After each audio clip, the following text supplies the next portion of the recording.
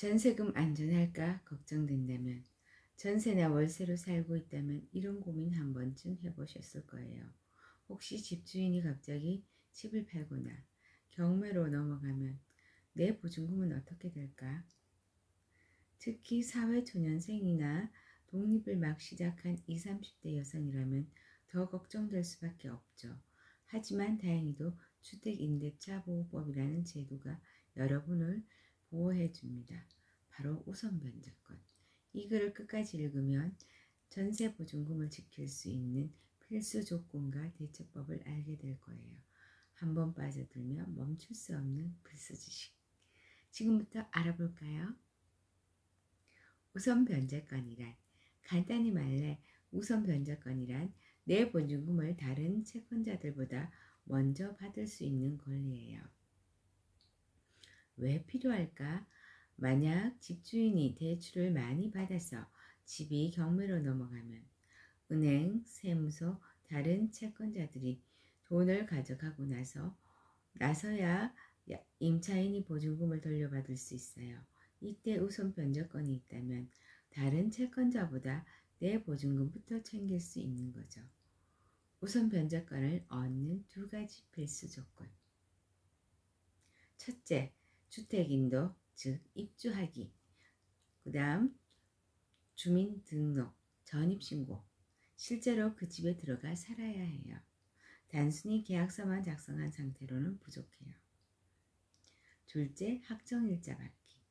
계약 체결일부터 30일 이내에 동주민센터에서 주택임대차 신고를 할 때 확정일자가 자동으로 부여돼요. 쉽죠? 또는 국토부 부동산거래 관리 시스템을 통해서도 신고할 수 있어요.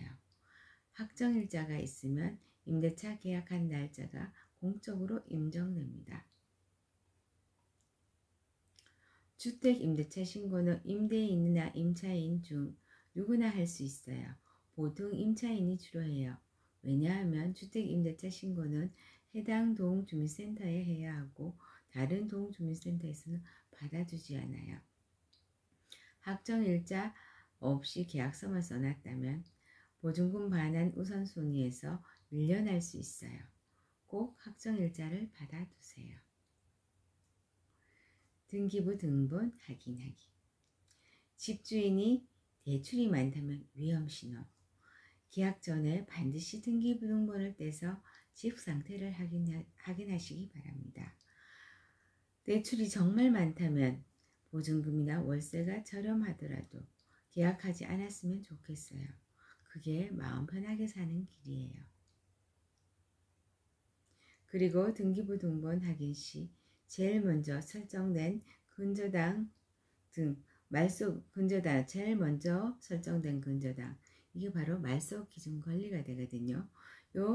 제일 먼저 설정된 근저당의 설정 연월일을 꼭 확인하세요.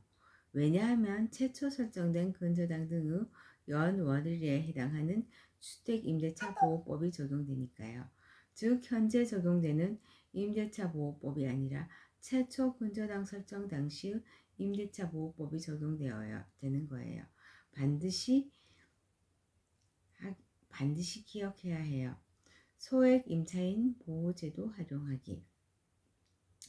우선 변제권이 없더라도 일정 금액 이하의 보증금, 즉 소액 보증금이라면 일부 보호받을 수 있어요.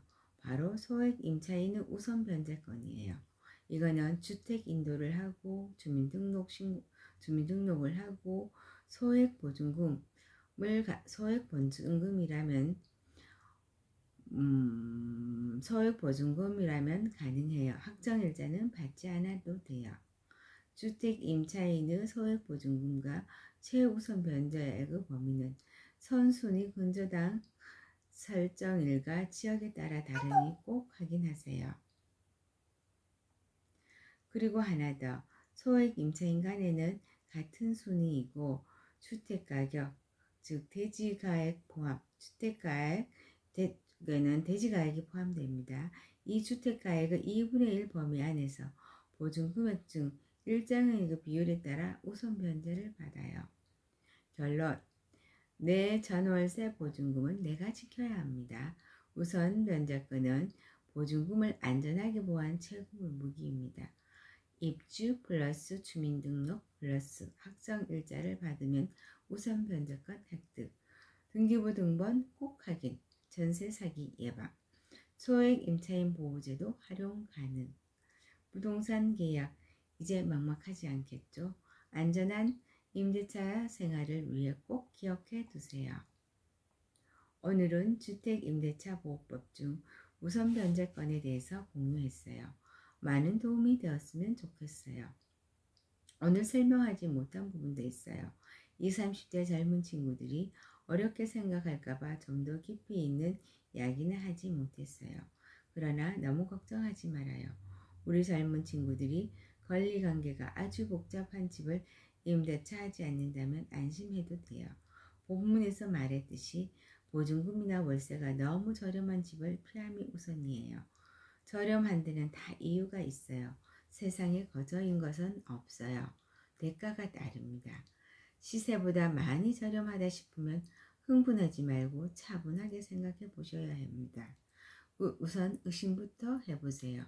저렴한 이유가 상식선에서 이해가 된다면, 내가 감당할 수 있다면 계약하시면 돼요. 일전에 제 아들이 2천에 90인 월세를 얻었어요. 방 2개, 주방, 거실, 욕실, 신혼부부가 살기에 넓은 집입니다. 그 지역 타매불 대비 저렴해서 알아보니 상가주택이고 1층에 식당이 있고 불법 건축물이더라고요.